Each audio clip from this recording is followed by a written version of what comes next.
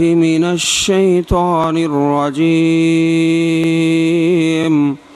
من همزه ونفخه ونفثه إن أول بيت وضع للناس للذي ببكة مباركا وهدى للعالمين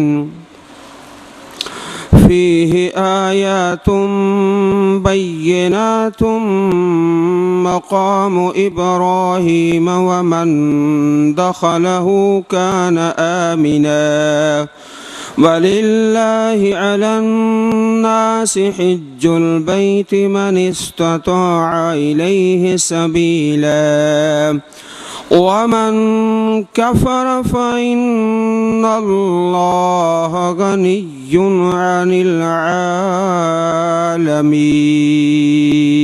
العالمين۔ محترم بھائیوں، ساتھیوں، اللہ تعالیٰ نے جو اپنے بندوں پہ احسان فرمائے ہیں اور نعمتیں کی ہیں، ان نعمتوں میں سے یہ بہت بڑا احسان ہے کہ اس رب نے ہمارے لیے عبادات کو مشروع فرمایا ہے، عبادتیں رکھی ہیں۔ جب کوئی انسان اپنے رب کی عبادت کرتا ہے تو اللہ تعالیٰ کا قرب حاصل کرتا ہے، اپنے رب کے قریب ہوتا ہے۔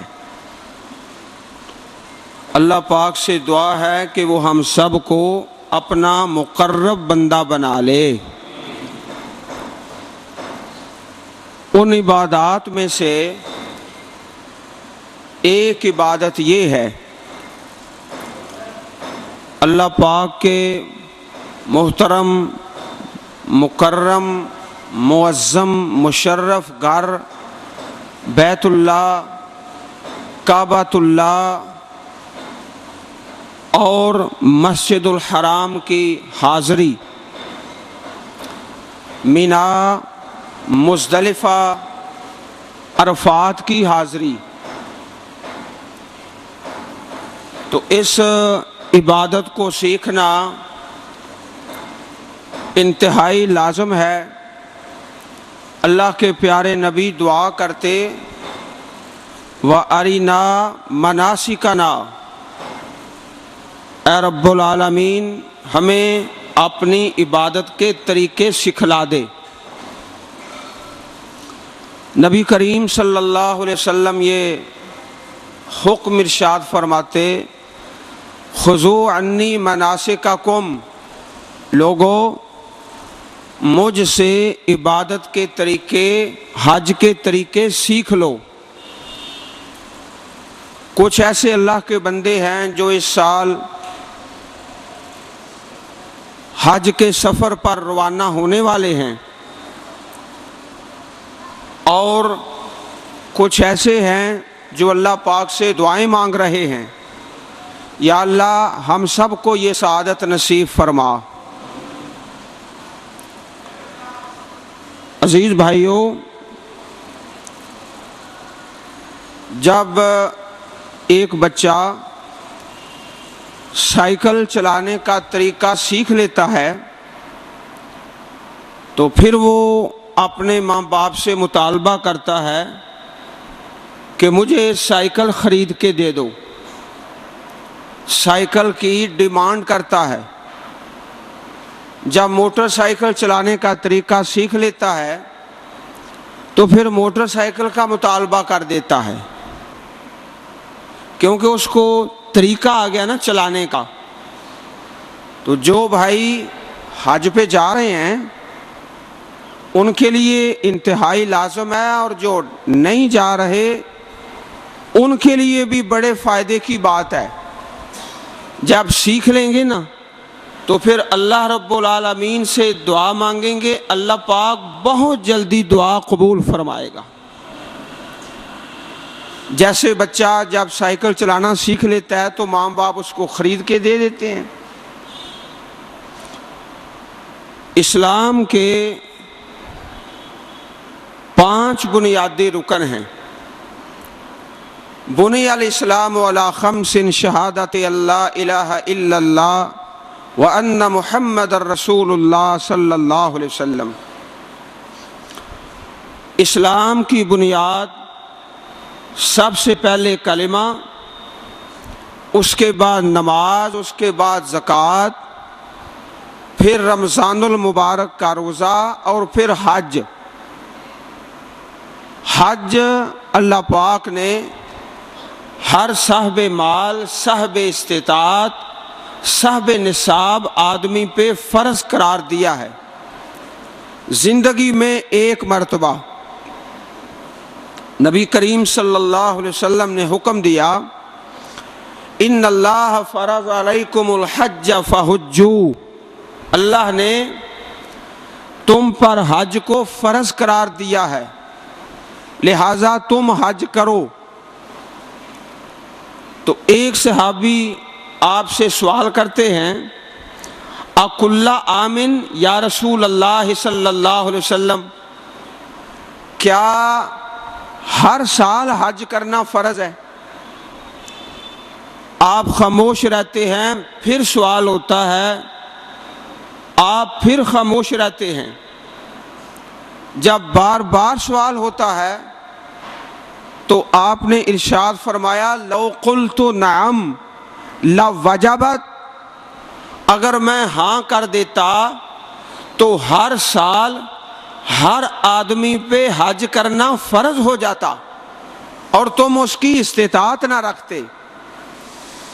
اس لیے زیادہ سوال نہ کیا کرو۔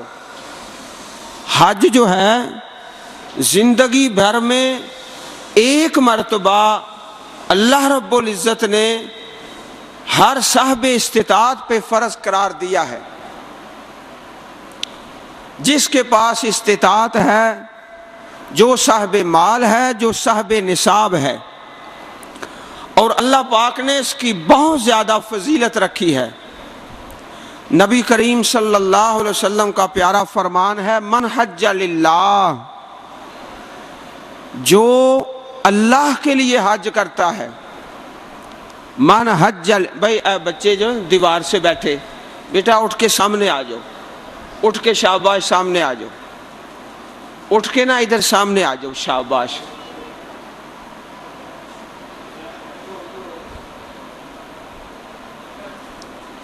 بھائی اپنے موبائل فون بند رکھیں اور دائیں بائیں نہیں دیکھنا بھائیوں، اس طرح نا مجلس میں خرابی ہوتی ہے۔ آپ اپنے چہرے میری طرف رکھیں۔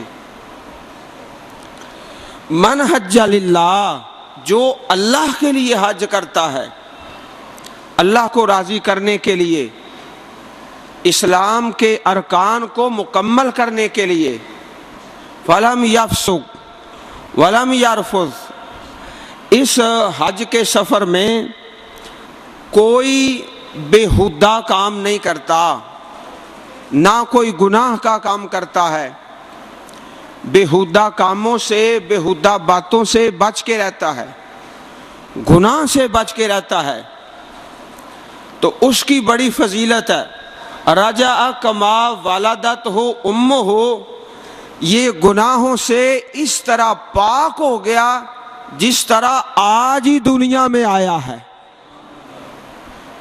اسی طرح نبی علیہ الصلوۃ والسلام کی پیاری حدیث ہے، العمرۃ الی العمرۃ کفارۃ لما بینہما والحج المبرور لیس لہ جزاء الا الجنہ، جب انسان ایک مرتبہ عمرہ کرتا ہے پھر دوسری مرتبہ عمرہ کرتا ہے تو ان دو عمرہ کرنے کے درمیان جتنا عرصہ ہے، جتنا وقفہ ہے، جتنا وقت ہے، دوسرا عمرہ کرنے سے اللہ پاک پچھلے گناہ معاف فرما دیتا ہے۔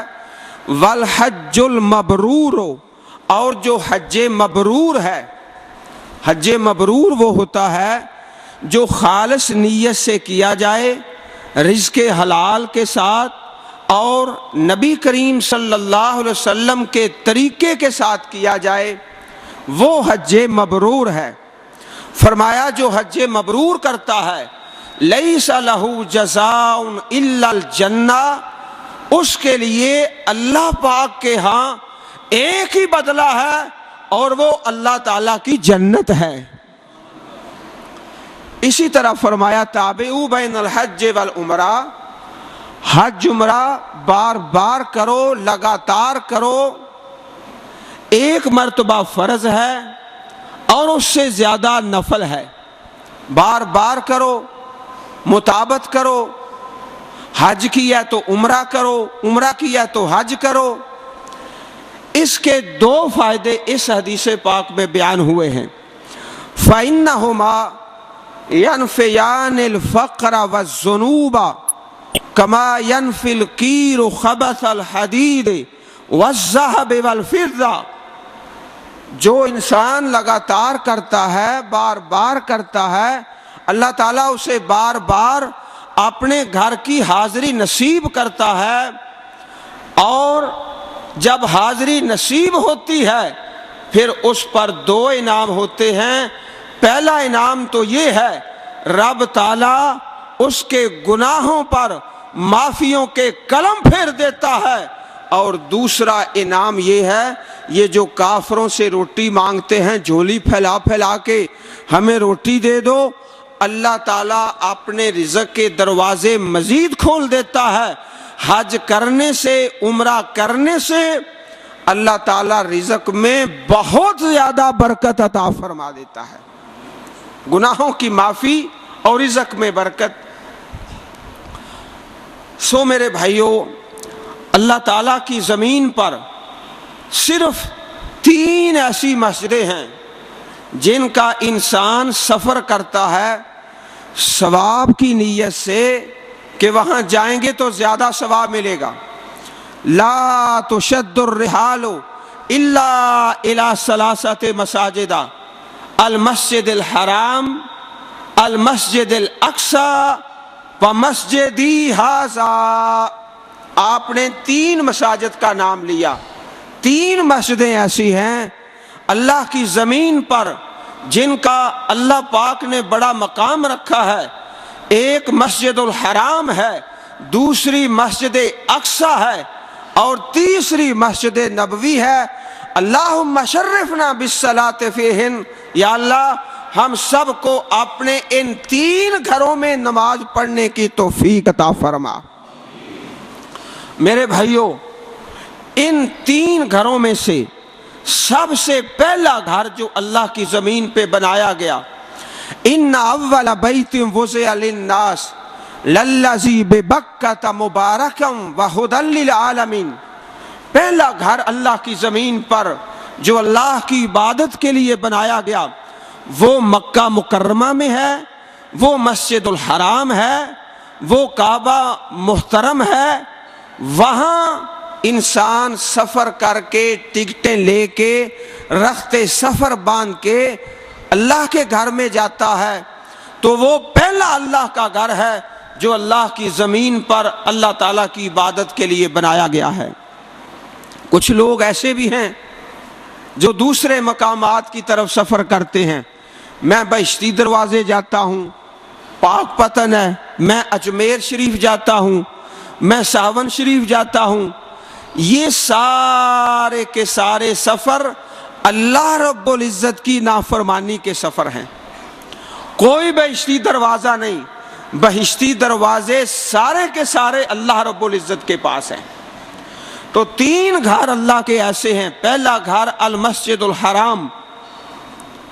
نبی علیہ الصلوۃ والسلام سے حضرت ابو ذر رضی اللہ تعالیٰ عنہ نے سوال کیا، ایو مسجد وضع اول، سب سے پہلا گھر اللہ کی زمین پہ اللہ کی عبادت کے لیے کون سا بنایا گیا؟ تو فرمایا المسجد الحرام۔ قلت ثم آئی، پھر دوسرا سوال کہ اس کے بعد دوسری مسجد کون سی ہے؟ تو آپ نے فرمایا المسجد الاقصی۔ پھر تیسرا سوال کر دیا کم بینہما، ان دونوں مسجدوں میں کتنے سالوں کا فاصلہ ہے بنانے کا؟ تو فرمایا 40 عاما، 40 سال کا فاصلہ ہے۔ پھر ساری زمین اللہ کی مسجد ہے، جعلت لی الارض مسجدا وطہورا، اللہ پاک نے ساری زمین کو مسجد بنایا ہے اور پاک کرنے والی۔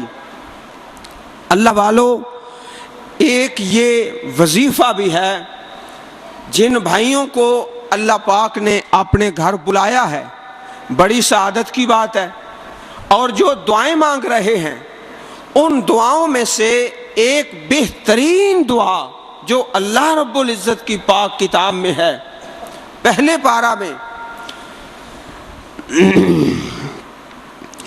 اعوذ باللہ من الشیطان الرجیم وَإِذْ يَرْفَعُ إِبْرَاهِيمُ الْقَوَاعِدَ مِنَ الْبَيْتِ وَإِسْمَاعِيلُ رَبَّنَا تَقَبَّلْ مِنَّا إِنَّكَ أَنْتَ السَّمِيعُ الْعَلِيمُ رَبَّنَا وَاجْعَلْنَا مُسْلِمَيْنِ لَكَ وَمِنْ ذُرِّيَّتِنَا أُمَّةً مُسْلِمَةً لَكَ وَأَرِنَا مَنَاسِكَنَا وَتُبْ عَلَيْنَا إِنَّكَ أَنْتَ التَّوَّابُ الرَّحِيمُ۔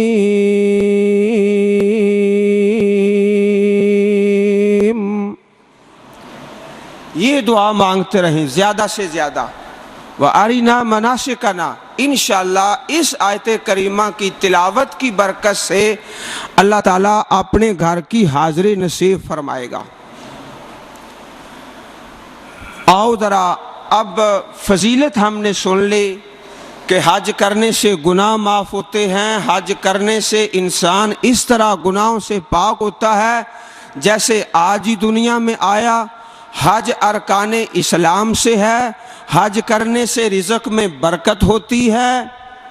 تو جو حج نہیں کرتا استطاعت کے باوجود، اللہ فرماتے ہیں وَمَنْ كَفَرَ، وہ ایک آدمی ہے نا جس کے پاس استطاعت بھی ہے، اس کے پاس مال بھی ہے، وہ صاحب ثروت ہے، باوجود اس کے حج نہیں کرتا، اللہ فرماتے ہیں تیری کیا اوقات ہے، تو ایک آدمی ہے، فَإِنَّ اللَّهَ غَنِيٌّ عَنِ الْعَالَمِينَ، اللہ پروردگار تو ساری کائنات سے بے پرواہ ہے، اور تیری ایک بندے کی کیا اوقات ہے، اللہ تو سارے جہانوں سے بے پرواہ ہے۔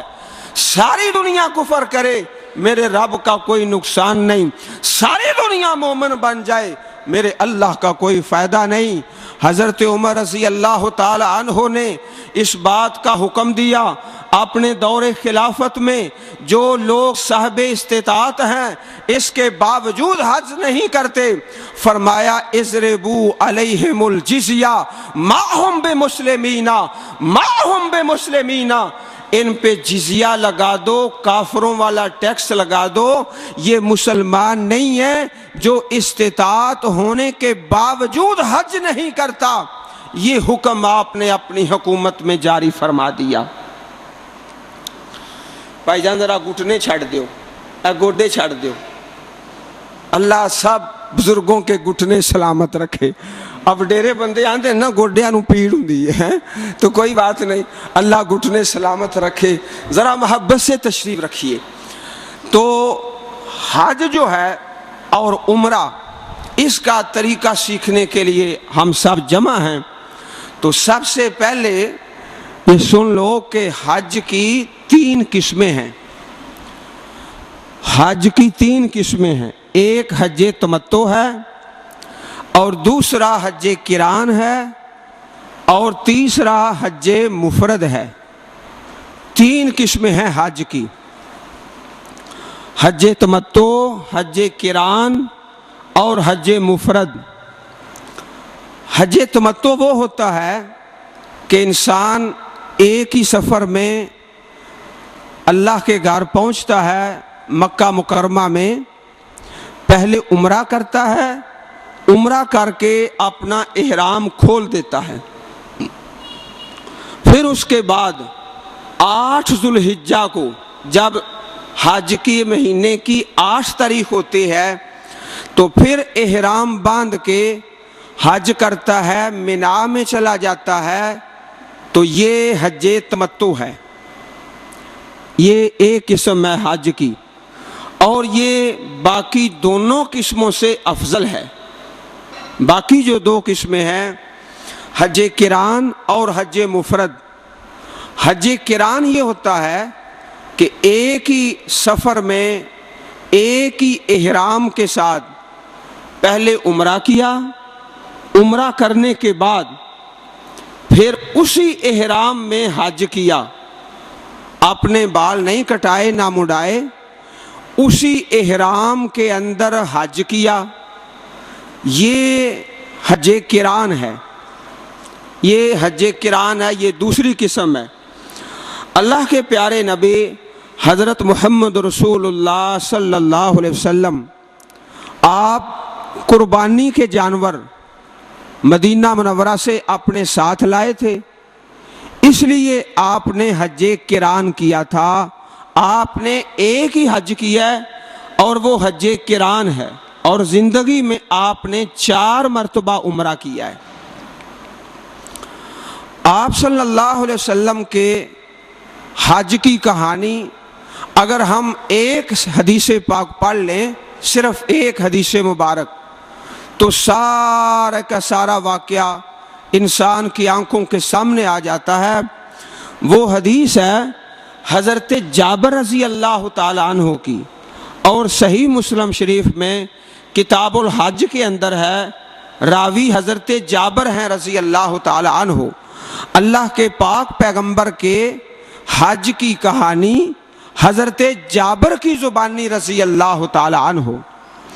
آپ نے حج قران کیا، اور تیسری قسم حج کے وہ حج مفرد ہے کہ انسان مکہ مکرمہ پہنچتا ہے اللہ کی توفیق سے، وہاں صرف حج کرتا ہے، عمرہ نہیں کرتا، تو یہ حج مفرد ہے۔ تو حج کی 3 قسمیں ہیں، حج تمتع، حج قران اور حج مفرد۔ ہمارے جو حاجی صاحبان ہیں پاکستان کے اور دوسرے ہمارے قریبی ممالک کے، وہ جو حج کرتے ہیں عام طور پہ وہ حج تمتع ہوتا ہے۔ پہلے اللہ کے گھر پہنچے، وہاں عمرہ کیا، پھر احرام اتار دیا، پھر 8 ذو الحجہ کو حج کا احرام باندھ لیا۔ یہ عام طور پہ ہمارے حاجی صاحبان حج کرتے ہیں، اس کا نام حج تمتع ہے۔ تو پہلے انشاءاللہ عمرہ کا طریقہ بیان کریں گے، پھر اس کے بعد آگے حج کا طریقہ عرض کریں گے۔ آپ میرے بھائی پوری توجہ کے ساتھ اور محبت کے ساتھ اپنے چہرے میری طرف رکھیں۔ ہم دوسرے شہر سے آئے ہیں، آپ تو اسی شہر کے رہنے والے ہیں، آپس میں ایک دوسرے کو ملتے ہی رہتے ہو، ہماری ملاقات تو آج ہی ہے نا آپ سے، تو اگر آپ دائیں بائیں دیکھیں گے تو آپ کی زیارت سے میں محروم ہو جاؤں گا، میرے ثواب میں کمی آئے گی، آپ کو کوئی فائدہ نہیں ہوگا، اس لیے چہرے ذرا میری طرف رکھیں۔ سب سے جو پہلا حج کے لیے لازم ہے کہ انسان کی نیت خالص ہو، انما الاعمال بالنیات۔ میرے بھائیو یاد رکھو، سب سے پہلے جن 3 آدمیوں کو جہنم میں ڈالا جائے گا وہ چور نہیں ہے، ڈاکو نہیں ہے، بدکار نہیں ہے، ان میں سے ایک وہ ہے جو سخی سخاوت کرتا ہے، دوسرا وہ جو جہاد کرتا ہے، تیسرا وہ جو عالم اور قاری ہے۔ یہ 3 آدمی جب ان میں ریاکاری آ جائے، دکھلاوا آ جائے، تو ان 3 کو سب سے پہلے الٹا کر کے جہنم میں ڈال دیا جائے گا، چوروں سے پہلے، ڈاکوؤں سے پہلے، بدکاروں سے پہلے۔ تو سب سے پہلا کام نیت خالص، انما الاعمال بالنیات، میرے نام کے ساتھ حاجی کا لفظ لگ جائے یہ بالکل نیت نہ ہو۔ دوسرا کام رزق حلال ہے، رزق حلال کے ساتھ اللہ کے گھر کا حج کیا جائے۔ اگر رزق حلال نہیں ہے تو بھائیو جو مرضی دعائیں کریں، خانہ کعبہ کا طواف کریں۔ طواف جو ہے اللہ کے گھر کا یہ بڑی پیاری عبادت ہے۔ آپ اس کی مثال یوں سمجھیں کہ ایک آدمی کا دروازہ ہے نا، اس کے دروازے پہ کوئی مانگنے والا آ جائے، ایک دفعہ آئے، دوسری دفعہ آئے، تیسری دفعہ آئے، تو بچے ہی بول پڑتے ہیں امی جی، ابو جان، یہ فقیر ہے، یہ سوالی ہے، کئی مرتبہ دروازے پہ آیا ہے، اس کو کچھ دے ہی دو۔ بچے بول پڑتے ہیں جب کوئی فقیر بار بار آتا ہے۔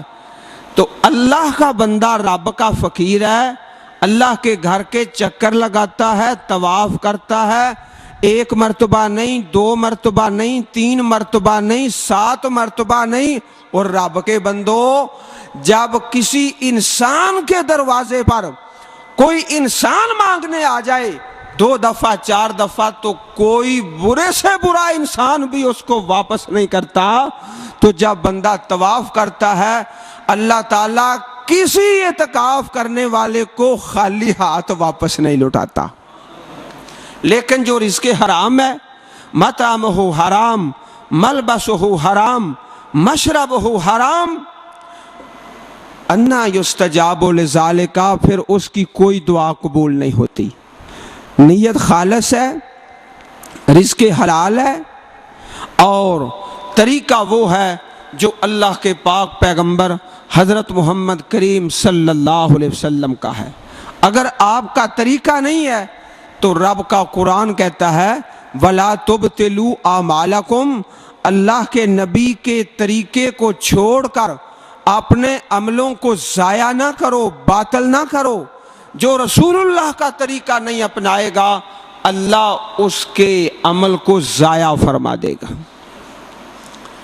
تو سب سے جو پہلا کام ہے، اب اللہ کی توفیق سے ہم نے درخواست دی، ہمارا نام نکل آیا، قرعہ اندازی ہوئی، اللہ پاک نے اپنے گھر میں بلا لیا، تو یہ اپنی زبان سے جملہ کہ اللہ تعالیٰ نے ہمیں اپنے گھر بلایا۔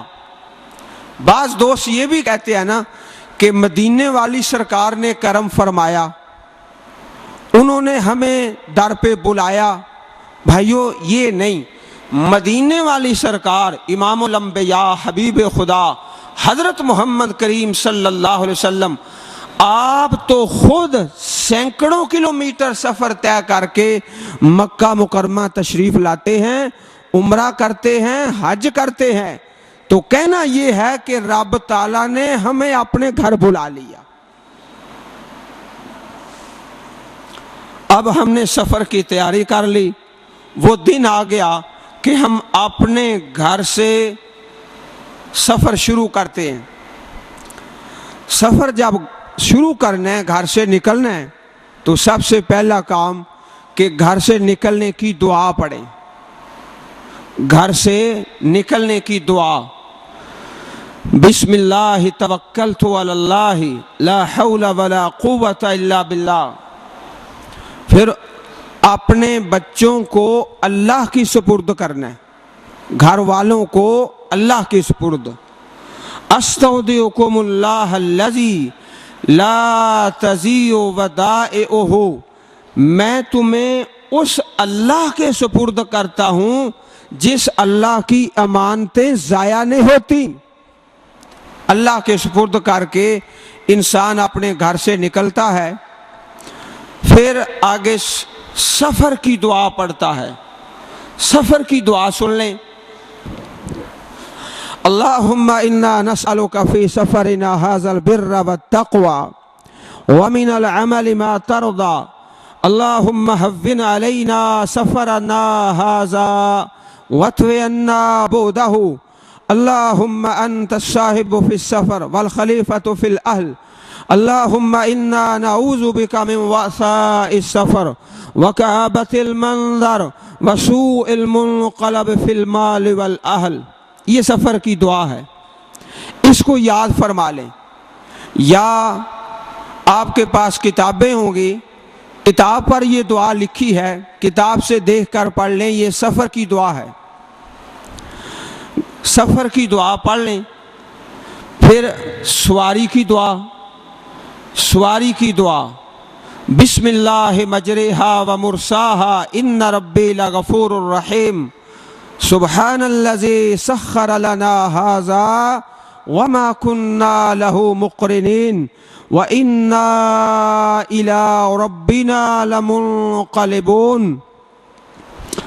گھر سے نکلنے کی دعا پڑھ لی، سواری کی دعا پڑھ لی، سفر کی دعا پڑھ لی. اب سفر شروع کر دیا تو یہاں عام طور پہ کچھ لوگ ریاکاری اور دکھلاوے کے کام کرتے ہیں. وہ گلے میں پھولوں کا ہار پہن لیا، یا سارا محلہ رشتہ دار اکٹھے کر لیے اور بہت بڑا جلوس لے کے ایئرپورٹ کی طرف جا رہا ہے. بھائیوں، یہ دکھلاوے کے طریقے ہیں. اسی طرح کچھ لوگ ایسے ہیں جو فوٹو کھینچنا شروع کر دیتے ہیں، تصویریں بنا رہے ہیں، گھر کے افراد کو، دوستوں کو، محلے داروں کو، رشتہ داروں کو جمع کر کے گھر میں، راستے میں اور ہوائی اڈے کے قریب اور حاجی کیمپ میں تصویریں کھینچ کھینچ کر. یہ اللہ تعالیٰ کو پسند نہیں. سادگی کے ساتھ اپنا سفر شروع کر دیں.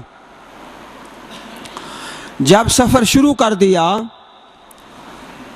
اللہ اکبر کبیرہ، تو اللہ کے پاک نبی صلی اللہ علیہ وسلم نے کچھ میقات مقرر فرمائے ہیں.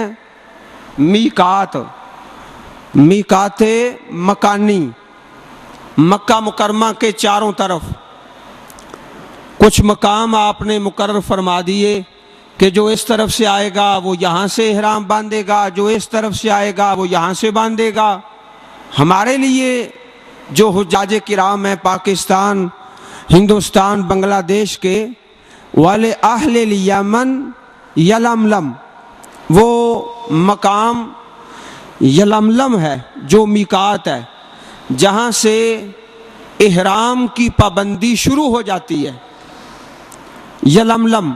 اب وہ جگہ ہمارے ہوائی سفر کے دوران ہی آ جاتی ہے.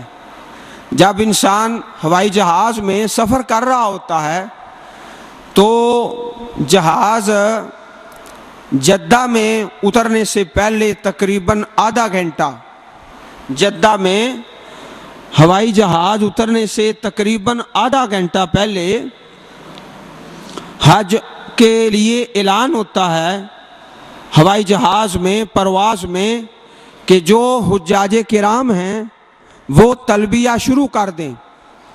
اب جہاز میں چونکہ اتنی جگہ نہیں ہوتی کہ ہر انسان وہاں کھڑا ہو کے اپنا لباس تبدیل کرنا شروع کر دے، اس لیے بہتر یہ ہوتا ہے، آسانی کے لیے ہوائی اڈے پر جگہ بنی ہوتی ہے، وہاں سے ہی احرام کی 2 چادریں پہن لی جاتی ہیں. احرام کی 2 چادریں، تاکہ سہولت و آسانی ہو. ابھی احرام کی نیت نہیں، نہ ابھی تلبیہ شروع کرنا ہے، کیونکہ تلبیہ کا ابھی وہ مقام نہیں آیا، اس کی جگہ نہیں آئی. تو نبی کریم صلی اللہ علیہ وسلم نے احرام سے پہلے جو کام کیا وہ کیا تھا؟ تجرد احرام ہی واغتسل، آپ نے غسل کیا. تو احرام پہننے سے پہلے غسل کرنا سنت ہے، یہ مردوں کے لیے بھی، خواتین کے لیے بھی. اور وہ خواتین جو مخصوص ایام میں ہوں ان کے لیے بھی یہی حکم ہے کہ وہ یہ غسل کر لیں، یہ غسل احرام کا ہے، یہ سنت ہے مردوں کے لیے، عورتوں کے لیے۔ اور نبی اکرم صلی اللہ علیہ وسلم احرام سے پہلے اپنے جسم اطہر پر خوشبو بھی لگا لیتے، کیونکہ احرام کی حالت میں خوشبو لگانا ناجائز۔ تو ابھی احرام کی حالت نہیں ہے، احرام سے پہلے ہی انسان چاہے تو خوشبو لگا سکتا ہے۔ تو اگر ہم سہولت کے لیے، آسانی کے لیے اپنے گھر سے نیت کر کے غسل کر لیں کہ یہ میں احرام کے لیے غسل کر رہا ہوں، تو اس میں آسانی ہے، نیت کر لیں۔ یا پھر جو ہوائی اڈہ ہے وہاں بھی غسل خانے بنے ہوئے ہیں، وہاں بھی انسان اس نیت سے غسل کر سکتا ہے کہ میں احرام کے لیے یہ غسل کر رہا ہوں۔ احرام کیا ہے؟ جب نماز شروع کرتے ہیں تو اللہ اکبر پڑھتے ہیں، اب نماز میں داخل ہو گئے۔ اس طرح حاجی صاحبان جب احرام کا لباس پہنتے ہیں تو عمرہ اور حج کی حالت میں داخل ہو جاتے ہیں۔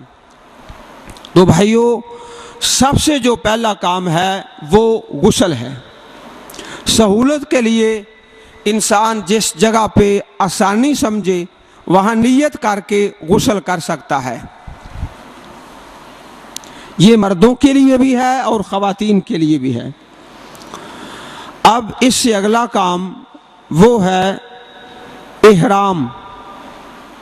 عمرہ کے لیے سب سے پہلے جو ہم طریقہ ہم عرض کریں گے، تو عمرہ میں 6 باتوں کا تذکرہ کیا جائے گا۔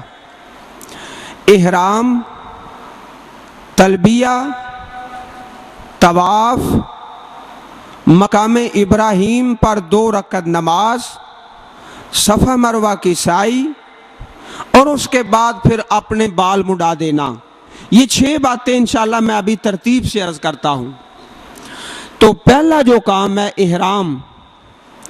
احرام مردوں کا الگ ہے، خواتین کا الگ ہے۔ مردوں کے لیے 2 چادریں اگر سفید ہو جائیں تو بہتر ہے،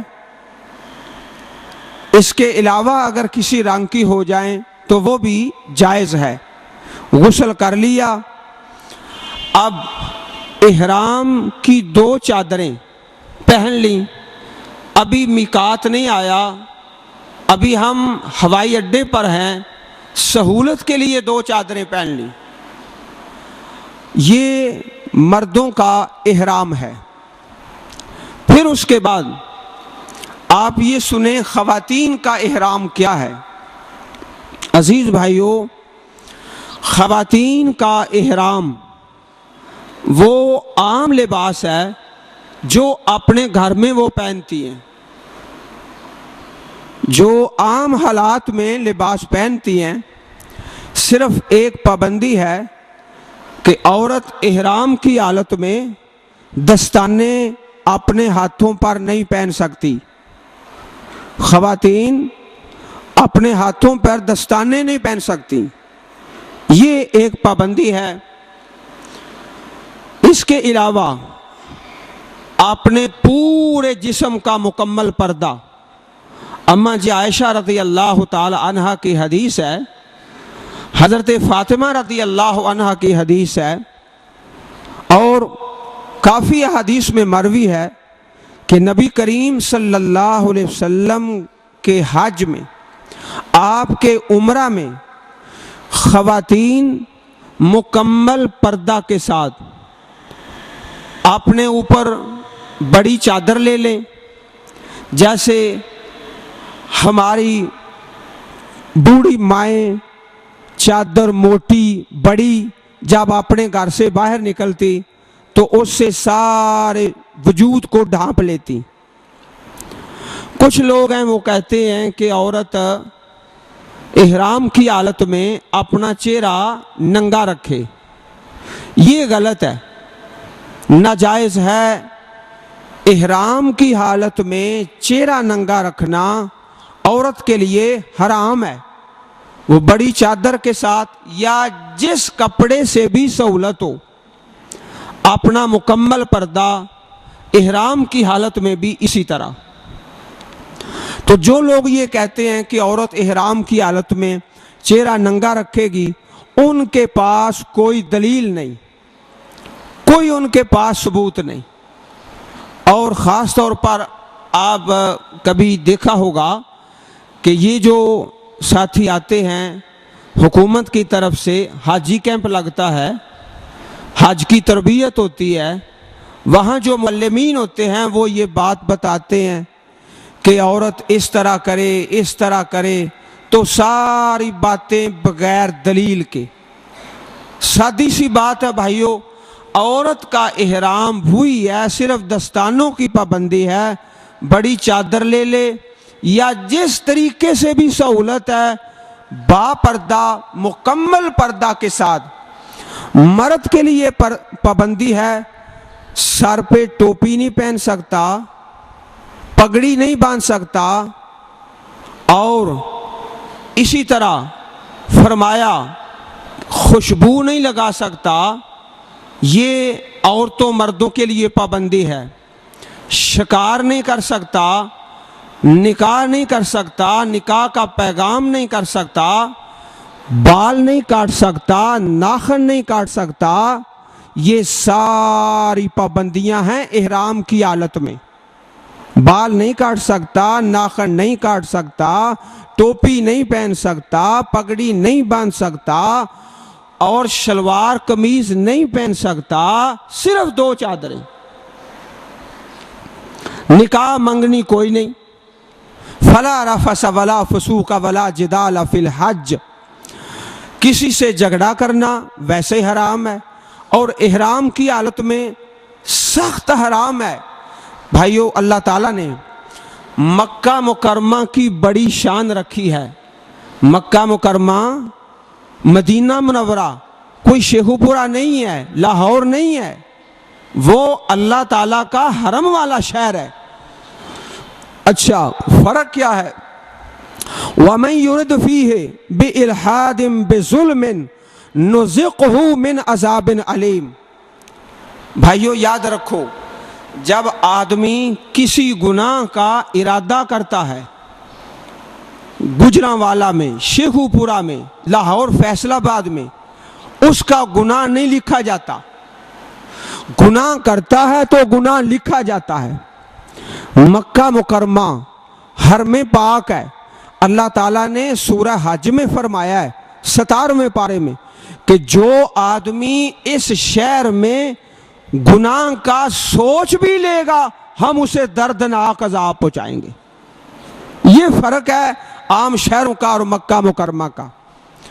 دوسری بات، لا تحل لقطتها الا لمنشد، یہاں پر اگر کوئی کسی کی چیز گر پڑتی ہے، ہمیں ملتی ہے، تو انسان اس کو اٹھا سکتا ہے۔ 1 سال اعلان کرو اپنے شہر میں، عرفها سنتاً، اگر سال کے بعد اس کا مالک نہیں ملتا تو تم اس کو استعمال کر سکتے ہو۔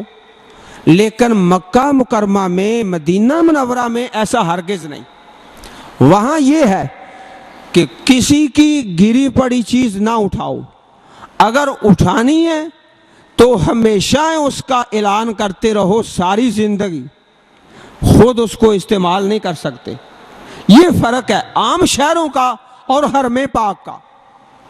سو میرے بھائیوں، احرام کے متعلق آپ نے سن لیا، یہ عورتوں کا احرام ہے، یہ مردوں کا احرام ہے۔ تو ساری دنیا اور جو دنیا میں مختلف قسم کے لوگ ہیں، بڑی عزت والے، بڑے مقام والے، ہر ایک کی عزت اور اس کے مقام کو سلام، لیکن سب سے زیادہ مرتبہ جناب محمد رسول اللہ صلی اللہ علیہ وسلم کو ہے۔ آپ نے احرام کی حالت میں عورتوں کو چہرہ ننگا رکھنے کی اجازت نہیں دی۔ تو بھائیو یہ احرام کی پابندیاں ہیں۔ ٹوپی نہیں پہن سکتا، پگڑی نہیں باندھ سکتا، خوشبو نہیں لگا سکتا، نکاح نہیں کر سکتا، منگنی نہیں کر سکتا، اس قسم کے جو فلا رفث ولا فسوق ولا جدال، کوئی اس قسم کی گفتگو نہیں کر سکتا، جھگڑا نہیں کر سکتا، نافرمانی والا کوئی کام نہیں کر سکتا۔ اب احرام ہم نے ہوائی اڈے پہ پہن لیا آسانی کے لیے، 2 چادریں، جب 2 چادریں پہن لی تو اپنا کندھا جو ہے یہ ڈھام کے رکھیں، اپنا کندھا ڈھام کے رکھیں۔ کندھا جو ہے کہاں پہ ننگا کرنا ہے یہ انشاءاللہ میں آگے چل کے بتاؤں گا۔ بھائی سونا نہیں ہے، بھائی ادھر ذرا دیکھو، بندوں کی شان ہے نا سو جاتے ہیں، اللہ پاک کی شان ہے نیند نہیں آتی، تو سونا نہیں ہے، ذرا محبت سے تشریف رکھیے۔ احرام کے لیے اللہ کے پاک نبی صلی اللہ علیہ وسلم نے کوئی 2 نفل نہیں پڑھے۔ عام طور پر لوگوں کو دیکھا ہے کہ احرام سے پہلے 2 نفل پڑھتے ہیں، اللہ کے پیارے نبی صلی اللہ علیہ وسلم نے نہیں پڑھے۔ احرام کے لیے 2 نفل پڑھنا حدیثوں میں نہیں ہے، سنت میں نہیں ہے۔ ہاں اگر کسی فرضی نماز کا وقت ہے، کوئی فرض نماز ہے، ظہر ہے، فجر ہے، عصر ہے، نماز کا ٹائم ہے، ہم وہ نماز پڑھ لیں، اس کے بعد احرام کی 2 چادریں پہن لیں۔ عورتیں ہیں تو وہ احرام کی حالت میں۔ اللہ کے پاک نبی صلی اللہ علیہ وسلم نے احرام کے لیے 2 نفل یا صحابہ نے نہیں پڑھے۔ اب جو پڑھتا ہے وہ اللہ تعالیٰ کے حکم کی خلاف ورزی کرتا ہے۔ لا تقدموا بین یدی اللہ ورسولہ، اللہ اور اس کے رسول سے آگے نہ بڑھو، اللہ تعالیٰ سے اور اس کے رسول صلی اللہ علیہ وسلم سے آگے نہ بڑھو۔ تو 2 نفل پڑھنا احرام کے لیے حدیثوں میں سنت میں بالکل نہیں۔ ہاں میرے بھائیوں، اب سفر شروع ہوتا ہے اور دوران سفر اللہ کا ذکر کرتے رہیں۔ 2 چادریں ہم نے پہن لی ہیں اور عام حالت میں ہیں، ابھی نیت نہیں کی، ابھی تلبیہ نہیں شروع کیا۔ تلبیہ وہاں پڑھیں گے اور نیت وہاں کریں گے جہاں میقات آئے گا، جہاں میقات آئے گا۔ لباس جو ہے احرام والا وہ اختیار کر لیا۔ بھائی ذرا توجہ میری طرف رکھو، شیشہ ٹوٹتا ہی رہتا ہے، ذرا ادھر دیکھیے۔ اب سفر جاری ہے، دوران سفر اللہ کا ذکر کرتے رہیں اور درود پاک پڑھتے رہیں، لا الہ الا اللہ، سبحان اللہ، الحمدللہ، جو بھی ذکر و اذکار کر سکتے ہیں وہ کرتے رہیں۔ سفر جاری ہے۔ اب جب میقات آئے گا، میقات وہ مقام ہے جہاں سے عمرہ کی نیت کی جاتی ہے۔ میقات آ گیا، ہوائی جہاز میں اعلان ہو گیا، بھئی عمرے والے، حج والے تلبیہ پڑھنا شروع کر دیں، اللہم لبیک بالعمرہ، یہ دعا پڑھ لیں۔ اور یہ یاد رکھیں کہ جب یہ مقام آئے، اعلان ہو جائے، تو یہ نیت کر کے یہ دعا پڑھ لیں اور 1 مرتبہ اپنا چہرہ قبلہ کی طرف کریں، قبلہ کی طرف۔ پرواز میں، ہوائی جہاز میں قبلے کی جو سمت ہے اس کی طرف اشارہ ہوتا ہے۔ تو جہاں تک ممکن ہے 1 مرتبہ قبلہ کی طرف منہ کر کے، کیونکہ اللہ کے پاک نبی صلی اللہ علیہ وسلم نے جب یہ دعا اپنی زبان مبارک سے پڑھی اللہم لبیک بالعمرہ تو اپنا چہرہ مبارک قبلہ کی طرف کیا۔ یہ پڑھنے کے بعد ہم تلبیہ شروع کر دیں گے۔ پہلا کام احرام، دوسرا کام تلبیہ، اور کل انشاءاللہ 6 باتیں عرض کریں گے عمرہ کے لیے۔ اب احرام کے بعد جب مقام میقات پر پہنچے تو وہاں سے تلبیہ شروع کر دیں۔ تلبیہ کیا ہے؟ یہ اللہ تعالیٰ کی توحید کا ترانہ ہے۔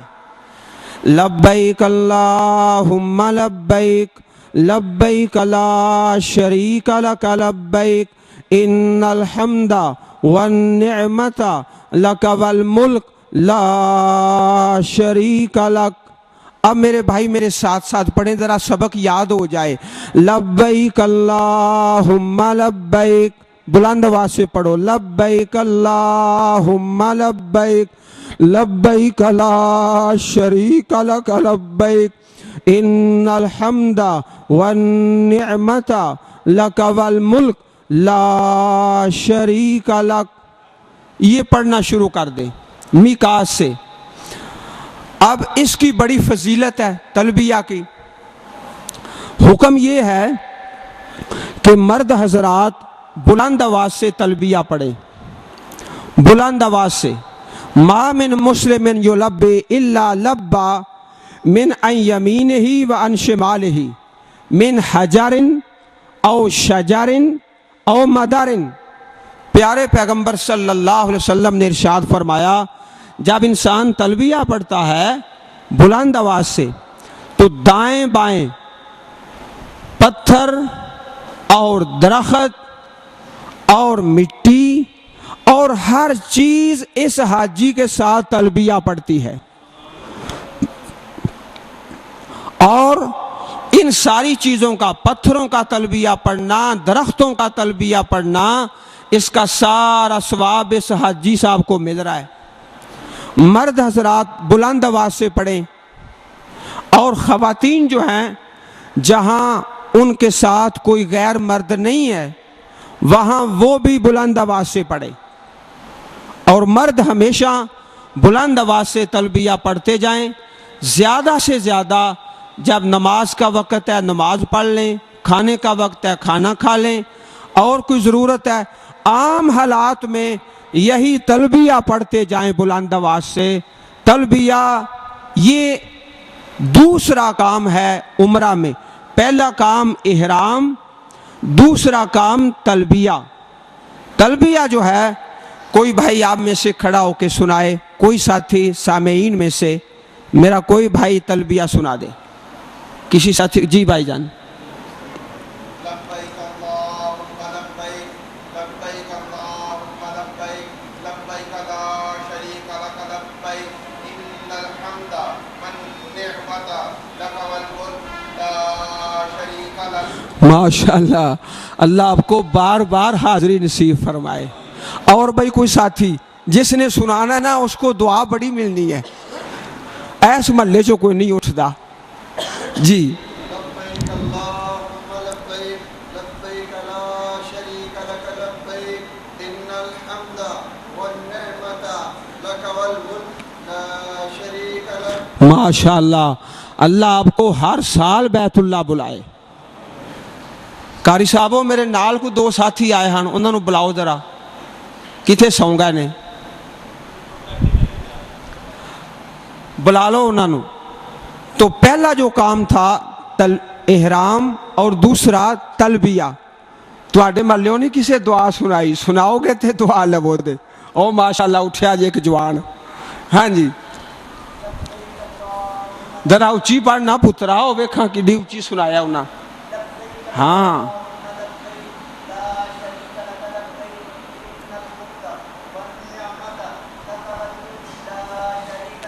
پھر سنا ذرا شروع تو۔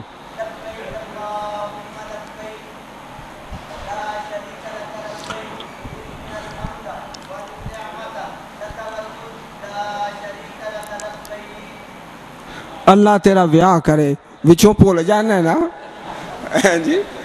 اچھا چلو انشاء جی بیاہ ہویا ہے. چلو ٹھیک ہے, اللہ پہلا ہی قبول کر لے. تے چنگی طرح یاد کر. ویکھو نا سائیکل چلان دی جاچ سکھاں گے تو ماں پیو سائیکل لے دیں گے, تے جنہ نہیں جانا وہ بھی سیکھ لو, اللہ اپنے گھر بلان گے انشاءاللہ. تو پہلا جو کام تھا احرام, اور دوسرا کام تلبیہ. کل کتنی باتیں عرض کرنی ہیں؟ 6. تلبیہ جو ہے وہ بلند آواز سے پڑھتے جائیں. سفر جاری ہے, راستے میں جہاں پر مقام نماز کا وقت آتا ہے نماز پڑھ لیں, جو ضرورت ہے اس کے تحت اپنا سفر جاری و ساری رکھیں. اب اللہ کی توفیق سے چلتے چلتے رب کی رحمت سے مکہ مکرمہ میں پہنچ گئے. اللہ تعالیٰ سب کو نصیب فرمائے. مکہ مکرمہ میں جب پہنچے تو نبی اکرم صلی اللہ علیہ وسلم نے مکہ مکرمہ میں داخل ہونے سے پہلے, مکہ مکرمہ میں داخل ہونے سے پہلے پھر آپ نے غسل کیا تھا. احرام کی حالت میں پھر آپ نے غسل کیا تھا. تو ہمارے لیے کہ مکہ مکرمہ میں جو ہمارے کمرے ہیں, جو ہوٹل ہے, اپنے کمرے میں اپنا سامان رکھیں اور وہاں پہ غسل کر لیں تاکہ انسان تازہ دم ہو جائے. ویسے بھی ہم جس علاقے میں یہاں رہتے ہیں عام طور پہ ہماری یہ عادت ہے کہ روزانہ صبح کام پہ جانے سے پہلے غسل کیا جاتا ہے کہ انسان تازہ دم ہو جاتا ہے. تو وہاں غسل کر لیں. اور سفر بہت لمبا ہے, یہ ایئرپورٹ کی کھجل خرابی اور لائنوں میں لگنا, یہ 25 گھنٹے 30 گھنٹے 35 گھنٹے 40 گھنٹے بھی لگ جاتے ہیں. اتنا لمبا سفر دورانیہ. تو پھر سب سے اچھی بات یہ ہے کہ اپنے کمرے میں تھوڑی دیر آرام کر لیں, سو جائیں. جب انسان سوتا ہے نا تازہ دم ہو جاتا ہے. اللہ پاک کی شان ہے لا تأخذہ سنۃ ولا نوم, نہ نیند آتی ہے نہ اونگ آتی ہے. کئی دوست درانے درس ہی سو جاتے ہیں. تو اللہ پاک کی شان ہے تھوڑی دیر آرام کر لیں. آرام کر لیا, بھائی عبدالغنی آ بھی جاؤ, تساں ادو ہونا جدو ساتھیاں ٹر جانا ہے. ہاں جی بھائی آپ ذرا میری طرف دیکھیں, انشاءاللہ یہ تمہارے سامنے آ جائیں گے سارے ساتھی. تو آرام کر لیا, غسل کر لیا, جلدی آؤ جلدی, پھر نماز کا وقت ہو جانا ہے. یہ سامان دو, یہ احرام.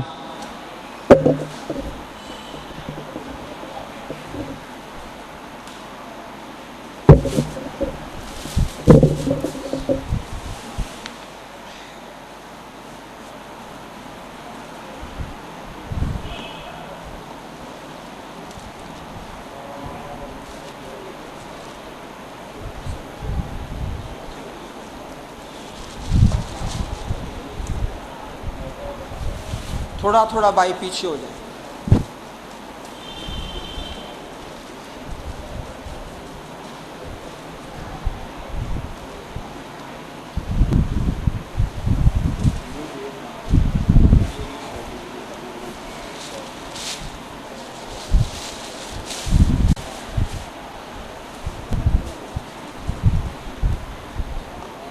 اسپیکر ذرا کھڑا کر,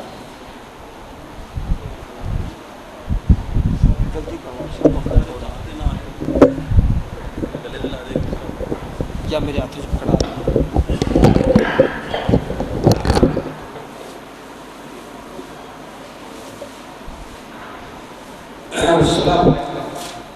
جب ہم نے 2 چادریں ڈالی ہیں ہوائی اڈا سے, تو پھر پیشاب کسی طرح رکھیں, پیشاب ساتھ میں رکھیں, کیونکہ ابھی